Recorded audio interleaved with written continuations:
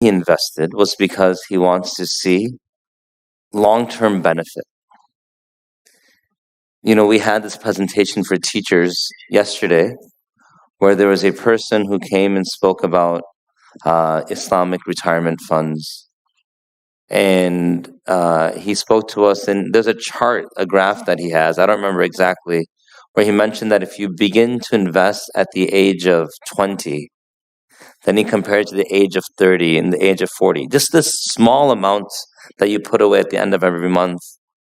And by the time you reach your retirement, you have like $1 million or something saved up. It's some crazy number. I was looking at it. It was just shocking.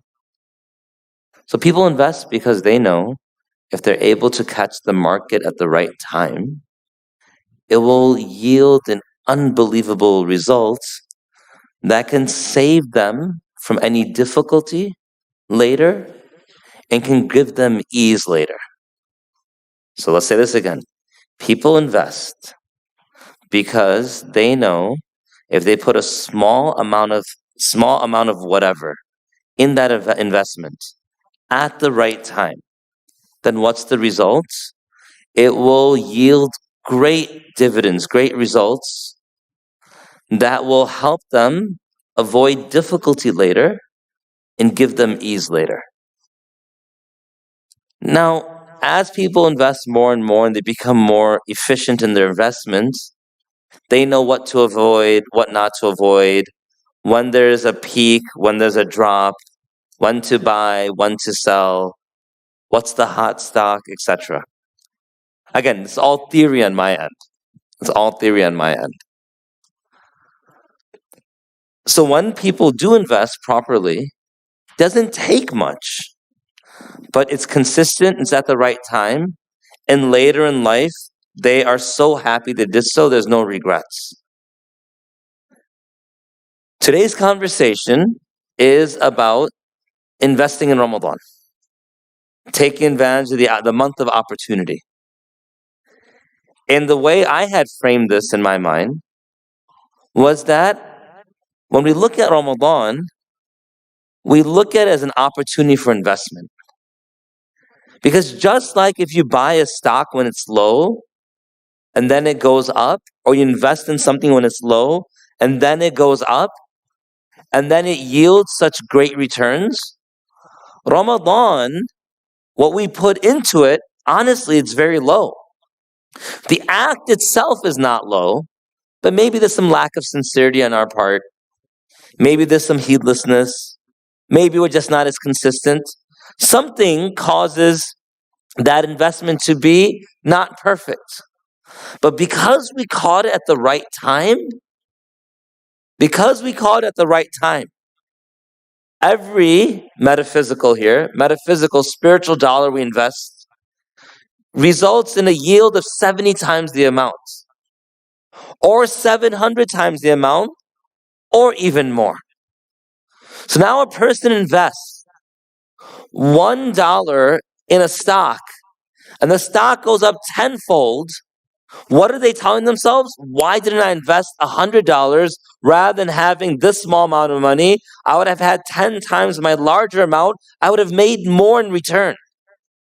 If you buy some stock, I don't even know what stock would exist at $1, and it goes up 10 points, or goes up to 10, now you've made all this money, you have $100, then the person's thinking, you know what, I had $10. If I just put $10 into it, it would have gone up the same amount, I would have had $100. That same person might be thinking, I could have borrowed from some friends and invested $1,000 and it would have gone up and I would have $10,000. At this point, they begin to think what might have been if only I invested the right amount, because this went up so much. But what held them back? From investing? Because there's a fear. Maybe the stock would go the opposite way. There's a fear. Maybe the stock would go down. That was their worry. But in this particular case in Ramadan, when we invest in this month, the stock can't go down. Why do stocks or investments go down in this world? Because some of them, their value is inflated due to rumors or other things out there. Some of them are completely based upon the market. Well, all of them are based upon the market. But there's some human intervention that makes its value at a certain point. But Ramadan is not about human intervention. Ramadan is not about one human being saying this value, or two human beings giving it this value, or 10 human beings giving this value. Ramadan is about the fact that Allah subhanahu wa ta'ala gave us an opportunity to invest even from our normal paltry investments in our deeds. But if you put in the right moment, in the right month, at the right time, now what would have just been one La ilaha illallah that we did from our tongue, in our book of records turns to 70,000 La ilaha illallah in our books. One $5 investment turns into 70,000 $5 investments. One lowering the gaze turns into 70,000 moments of lowering the gaze, or whatever number Allah assigns. But it will never even be as low as 10, because 10 is a normal month. It's a normal given day. And remember we said that we invest, why? So we can avoid difficulty later. No one wants to work into their 80s. No one wants to work when they just want to rest. They're tired, but sometimes they have to. My wife and I, we have this conversation all the time. She's like, you're a teacher. And yeah, I'm like, very good observation. It's like, teachers, they don't have much. I'm like, yes, we don't have much in our retirement. She's like, you're probably going to be working in your 70s. I'm like, yes, happily so. Anyone will have me, I'll work in my 70s. But other people like 70s, no, by the 50s, 60s, I want to be done. I want to enjoy life. I want to travel with family. I want to study. I want to go on missions for relief work, etc. They have all these plans. They want to avoid the difficulty later. For the believers, we know of a difficulty that is later. And that difficulty is not old age. That difficulty is not lack of sight. That difficulty is not whatever other difficulties hit us in this world. What's that difficulty? That difficulty is what? The hellfire. And so we want to avoid that, and so we invest. And then remember, people invest to avoid difficulty. They also invest for what? Enjoyment. Now I can go on that cruise. Now I can go on the vacation. I'm not saying any of it's haram. I'm just saying that's what people invest for. Well, there's some people who really want to retire in style. They don't want to have a cruise. They want to have waterfall upon waterfall. They want garden upon garden. They don't want an Airbnb. They want their own palaces that they own. So they invest. They invest. Why? Not so they can buy a home in Glenview or Winnetka or Lincolnwood or Glen Ellen or wherever else people invest in homes. That's not why. They invest because they want the palace of paradise. And they know if they invest the right time, what's interesting about paradise? Look, alhamdulillah, Allah's blessed me with 5 children. And if I were to pass away, my 5 children get what from me? Debt. But let's put me aside for a moment. If my wife were to pass away, what do my children get? Her wealth, right? It's inheritance. We know what inheritance is, right? What's your name again? Abdul Rahman. So Abdul Rahman, mashallah, is very wealthy. Very wealthy. He has his own, what do you own? He has his own prayer rug company that all the masajid buy from him, etc. So mashallah, is very wealthy. So now Abdul Rahman reaches a very old age, very active age. He's able, well into his hundreds, and he is teaching Quran and fighting in jihad, and he's doing everything. But Allah writes for his end. Abdul Rahman has how many kids? 5. Okay, he has 5 kids.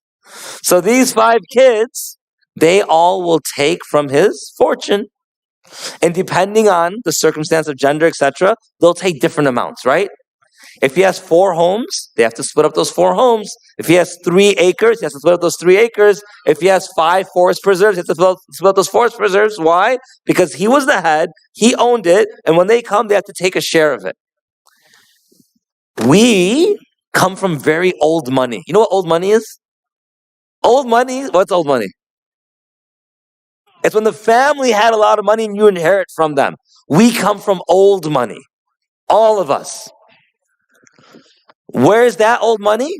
Our parents, they owned Not 1 acre, not 2 acres. They had this land that was given to them. It's called paradise. But they passed away. And when they passed away, what do they have to do? They have to now give a share by share by share by share to all of their inheritors, meaning their children. Those parents were Adam and Hawa alayhim salam. They have left this world. And they had paradise all to them. And now they're leaving share upon share upon share upon share for all of us.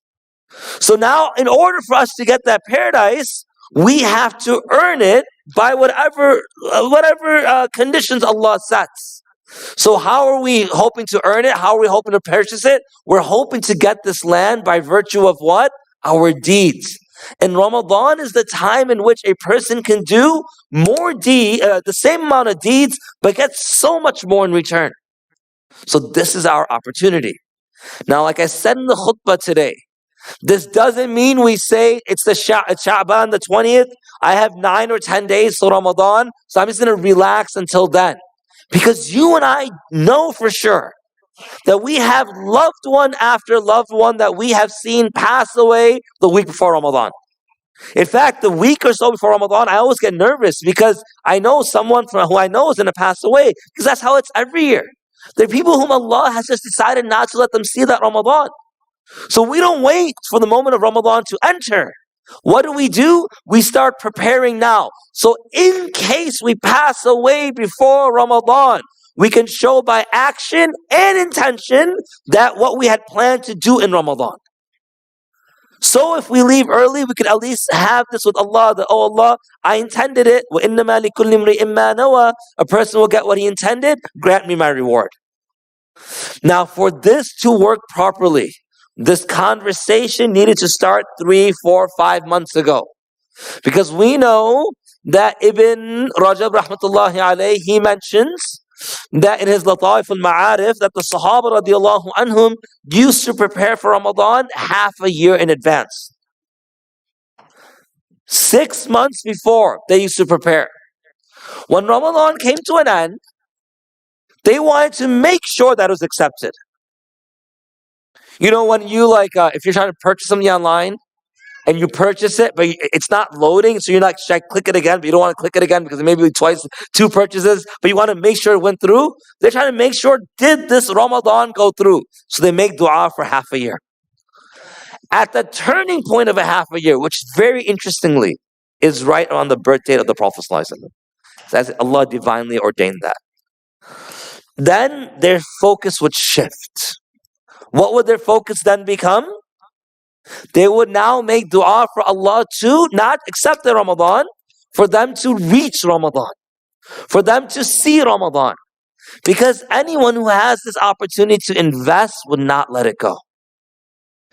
But we are not 6 months, or 5 months, or 4 months. We're 1.5 weeks away. So we make note for next year that we start our Ramadan preparation in advance, even in the programs. And I've made mental note of that as well, that next year we start earlier.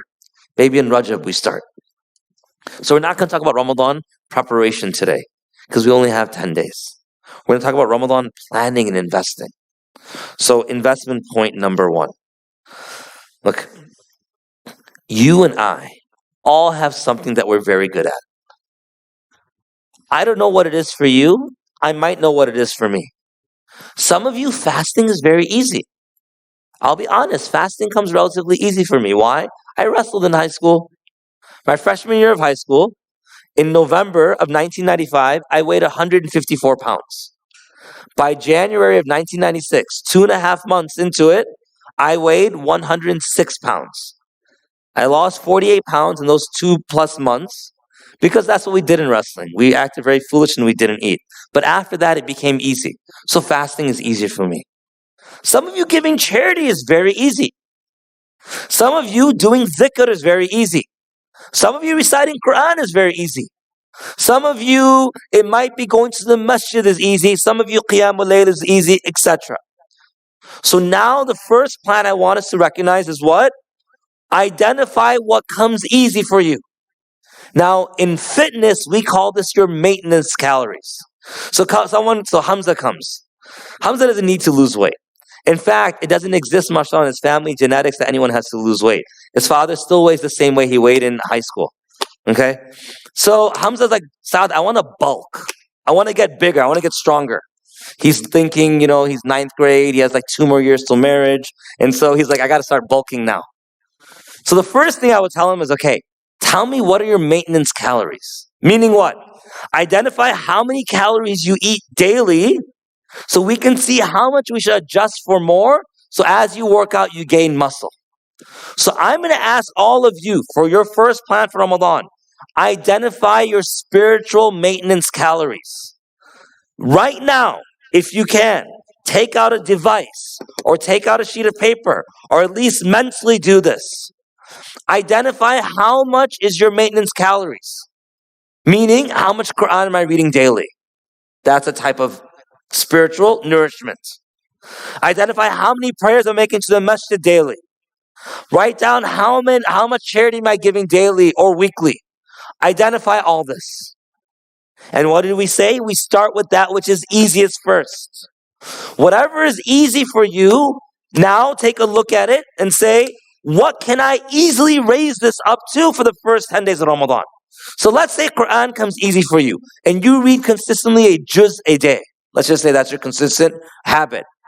Now up the ante. Why? Because number one, if you invest 1 juz a day in Ramadan, you'll get the reward of 70 juz or 700 or 7,000 or even more. Allah knows best. But all the obstacles that prevent you and me from reading more, which is shaitan, he's out. He's locked up. And our nafs, which likes to whisper to us, is getting crushed. So give yourself an identification. First 10-day goal. And make it light. So if you do 1 juz a day, go to 1.5, maybe 2 a day. And then identify your next 10 days. Because now you got into you got into the motivation. You got into that mobility and that flexibility and that fluidity that comes with it. Identify what you can do the second and the third. And post this somewhere. Your goals should be posted somewhere. Our family, we do this. We may not always post it. I think they post it on their tables. But we always sit down and make our Ramadan goals in advance. I'm going to do 5 khatam this month. Or I'm going to do 10 khatam Quran this month. Or I'm going to do, make sure if I owe prayers, I'm going to make up 1 full day of missed prayers daily. Or I'm going to, whatever the case may be, but start with that which is easiest. Because if you start with that which is most difficult, one of 2 things will happen. Number 1, a person will push hard, but because they're not used to it, they'll fall off. Our clients in fitness, when they have these habits of eating like cake and sugars, etc., the first thing we tell them is not stop eating cake and sugars, etc. We say, okay, can you just increase your water intake daily? Oh, you can? Excellent. You're doing that for 10 days? Excellent. 15 days? Excellent. Can you increase your protein intake daily? Excellent. You can? And then they do that for a period of time. We don't hit that which is hardest because what happens? 1 day, no sugar. 2 days, no sugar. 3 days, no sugar. 4th day, you're invited to a wedding. There's 4 gulab jamun in front of you. You make sure no one notices, so you sort of slip it in your pocket to eat it later, whatever the case may be, and you go crashing down. We don't start with that which is hardest. We start with that which is easiest. Always start with that which is easiest. And identify how you're going to do that. Once you've made that plan, the second thing I want us to do, set a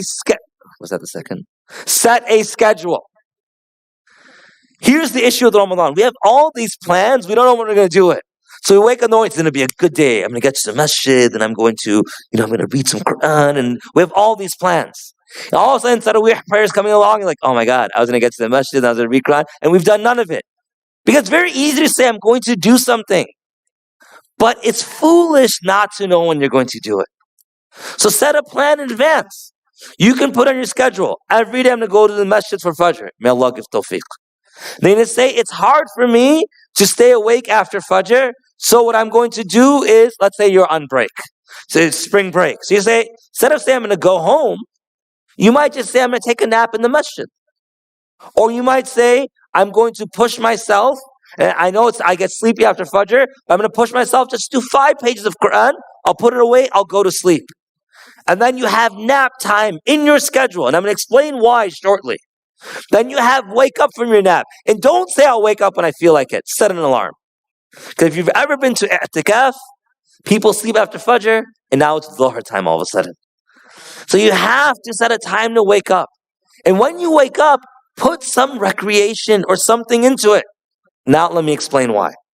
Let's say your schedule says, I'm going to do Fajr, Quran, then I'm going to do dhikr, then I'm going to go and I'm going to do read a book on Islamic history, stories of Sahaba, more Quran, missed prayers, Salat al-Duha, all these things. What will happen? A person will get overwhelmed. You ask someone to eat an entire pizza, they can't do it in one bite. They cut in slices. Take that slice in and then eat it. So you have to break our work into slices. And just like if you're going to have a large meal, then you sort of take a break because it's a lot. This same thing, you take a certain amount and then you take a break. And if you can, for the first 10 days, worship, break. I'm not saying do something haram in the break. Worship, go to the club. I'm not saying that. I'm saying worship and take some type of break. Go out for a walk. Hang out with family. Do something, because the way the soul works, it's just like the body. If it's not accustomed to holding something, it will eventually give out. You tell someone who's young, hold this 45-pound weight for me, they might do it. Have them hold it for 3 or 4 minutes, they begin to give out. Because they're not used to that endurance. They can pick it up, they can start it, but the endurance isn't there. This is why the Sahaba radiallahu anhum, they would, from Ma'ana radiallahu alayhi, he mentioned they would start early. They would build their endurance. Imagine, you're fasting since Jumad al-Ukhra or Jumad al-Ula, once a week. Then Jumad al-Ukhra, twice a week. Rajab, you do twice a week and you do the white days. And then Sha'ban, you do the first half of Ramadan and then the Monday, Thursdays after. Now what happens? Ramadan comes, you're accustomed to the endurance is there. But because I don't know where any of our endurance is right now, I'm saying schedule in your break. Then let those 10 days occur and have a second schedule, in which now you begin to take some of those breaks away. This is from the Sunnah. I promise it. I'll tell you in a moment. And then when the third 10 days come in, take more of those breaks away. How do we know this? The Prophet ﷺ, when his Ramadan versus non-Ramadan and his last days of Ramadan versus the early parts of Ramadan were described, always there was an increase in intensity. Flowing wind of generosity, even more towards the end. He would tell his family, tighten up your izar, your waistcloth. It's like roll up your sleeves, get ready. He did that towards the end throughout Ramadan, but especially at the end. And he would wake them up at the end. Waking them up at the end is not mentioned in the early days of Ramadan because not everyone had the endurance. So you have to break up your schedule into 3 phases. The phase of mercy, the phase of forgiveness, and the phase of emancipation from hell. Now, the third thing we do. So first we identify what's easy, and we try to increase that. Secondly, what do? We make a schedule.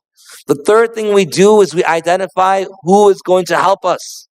Here's the big mistake we make in Ramadan. Ramadan becomes the month of socialization. Everyone comes and has group iftar. I'm not saying don't have group iftar. Everyone goes to iftar parties. Everyone wants to do everything in groups. And what happens? Now there's more socialization than ever before. So now, Taraweeh, which is a very social gathering, it's spiritual, but social too, everyone's together. Then that ends, everyone's talking in the parking lot. And then what happens? Qiyam and Tahajjud is out the window, and Fajr is compromised. Or people go to these iftar parties, and they go into someone's house, and they sit. Very few iftar parties, everyone says, gather, let's make dua. Fast is about a break. What happens? They're sitting, and everyone's sitting, and they have a plate in hand. And they're sort of looking at the table where they're going to get their food.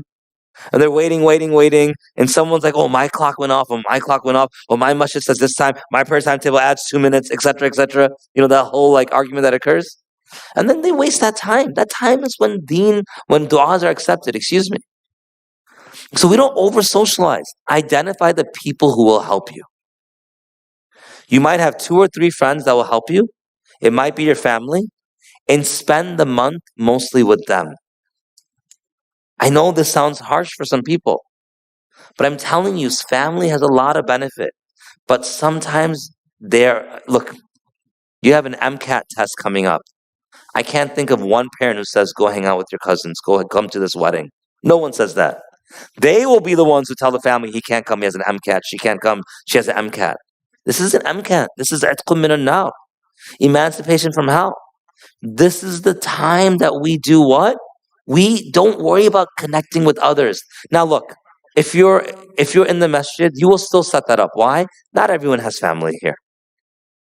Many people are converts, they don't even have families that'll support them. So that should happen, and there should be volunteers who can come and be a part of that. Maybe the family likes to come and eat, fine, but then set a time for it. Not we like to come eat and we talk and we talk and we talk and we talk and we talk and we talk and let's go home now. I need to take a nap because I ate too much and then we missed it away. That's not how it should work. Now, I want to mention the hadith about this. Rasulullah mentioned, أفضل الصدقة, the most meritorious, the best charity to give is what? أن تشبع كبدا جائعا, that you feed, that you fill a empty stomach, not the literal translation. Now we know that the Prophet ﷺ encouraged us to feed the person who's fasting. If you do so, we get the reward, a replicate reward of their fast, without their losing out on anything. This doesn't mean an iftar party. I'm not saying don't have one. If you're going to host one, do it right. Tell the families, be there 25 minutes before iftar, or a half hour before iftar. Tell the men 15 minutes before iftar, we're all going to get in the cars and drive to the masjid that's nearby. And the women, you will be making dua there, we'll be making dua here. Then in the masjid, have your date and water, pray your prayer, pray your sunnah and that which follows, if you whatever your heart desires, and come back and then eat at the person's home. You still fed them. You still fed them. But now what did we do? Avoided the unnecessary backbiting, the unnecessary gossip, the unnecessary situation that arrived. Because then you have all the women, they're slaving in the kitchen. They don't even get to worship that day properly. It's Ramadan, this is investment. Now look, I want to tell you about this hadith. The greatest sadaqah is that a person feeds or fills a hungry stomach. But the Prophet didn't say, أفضل الصدقة أن تطعم رجل جائعا or something like that. He didn't say that. He said, أن تشبع كبدا جائعا. Now I want to explain this for a moment. Kabad in the Arabic language doesn't refer to stomach. It refers to the liver. And the liver, sometimes it infers the stomach, but sometimes it infers the heart. So this is really important to understand for a moment. And he didn't say an tut'ima, that you feed. He said that you fill or that you satiate. So why am I mentioning this hadith? Because the Prophet said the best sadaqah is that you satiate an empty or hungry liver. Literally, the normal translation will be what? Feed the people who are hungry. But tushbi'a kabadan ja'i'an also can have a meaning that means what? You feed the hungry heart. The 5 things the Prophet ﷺ was described to have done prior to revelation, the Khadija radiallahu anha identified, made him someone that could not ever be wasted. One was taqrid dayf, that he hosted guests. Now, hosting guests, that he didn't just go to his family over and over and say, come over. No. Yes, family came at times. But those individuals that were not identified as people of importance in the community, he will tell them to come over. So you want to host an iftar party? Find the refugee families. And what do we do? Oh, I'll send food to the refugee masjid, etc., the inner city masjid, etc. That's not the complete hadith. أن تشبع كبدا أجائعا. Feed their empty hearts. So if you want to provide that day, take your family, go and feed them, and sit with them and talk with them. You might have fed a hungry stomach, but now you fed the hungry hearts. You want to have an iftar party? Split your list in half. Identify for that other half the people in the community that are converts. No one invites them over. We just assume they have somewhere to go for Eid. Bring them over تشبع كبدا واحد, feed their hungry stomach and feed their lonely hearts. The widows in the community, the divorcees in the community, the orphans in the community. Find those individuals, split your iftar list in half. Brother, what am I going to do? They invited me. If I don't invite them, I'll be embarrassed. It's not the same type of embarrassment as in the day of judgment. Trust me. And the people you introduce them to will benefit them. You'll get the barakah of their company. And I guarantee that barakah of your company will probably give you enough money to host a second party anyway, where you can invite the other half with another group of people who are not invited. So socialize less with those who distract us from Allah, and keep in touch more with those who will make us remember Allah. So number one, what are we doing? Identifying that which came easiest for us, and we're going to focus mostly on increasing that. The weak stuff will increase as well, but especially that. Give yourself a positive head start. I always tell my students what? Right? Well, my tests are very easy, but what? Always go for the easy questions on a test. It builds your confidence.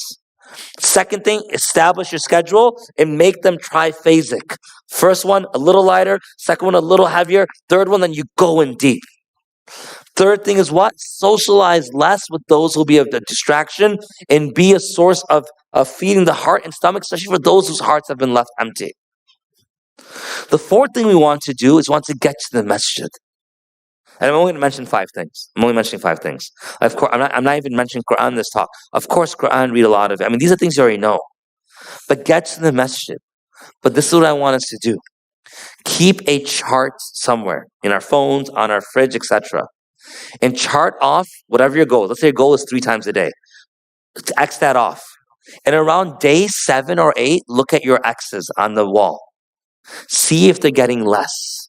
Because around day 7 or 8, we have this drop in attendance in the masjid. And it goes up around the 20s. But that's that middle Ramadan lull, which doesn't hit people who started well in advance, but for others, it hits them hard. So now you want to see, oh man, I want to go 5 times a day. Since the 9th, 10th, 11th, I'm only going twice a day. The 12th, I'm only going once a day. That's when that slip occurs. So identify how many times you want to be at the masjid, and then do what? Mark it off and see. After like the first half of the first 10 days or towards the end of the first 10 days, go back and revisit and see, am I maintaining this? And the last thing is do everything with intention. Now, why? Because the Prophet mentioned, Man qama Ramadan, he mentioned Man sama Ramadan, imanan wahtisaban, with intention, seeking reward, then the sins will be forgiven. But that's not the intention I'm talking about. Here's my intention for you. Do not make intention, I'm going to give up TV for Ramadan. I'm going to stop texting her for Ramadan. I'm going to stop doing this for Ramadan. Because what are we accidentally saying? In 31 days, I'm going to start sinning again. Then we've shown Allah that, oh Allah, you've always been the Lord around. I didn't hold myself back from sin when you were there. When Ramadan came, I stopped. Hasha lillah, a different God in our eyes. Ramadan became an idol. So make the intention that whatever we do is lifelong. Now, will we slip up? Probably. What did you do then? Tawbah. But don't make the intention to go back to the sin. So people say, I'm going to give up music for Ramadan. This is not Lent. That's not our practice. We don't give it up for 40 days. We give it up for our life, that which we deem to be inappropriate in Ramadan, because shaitan's not around.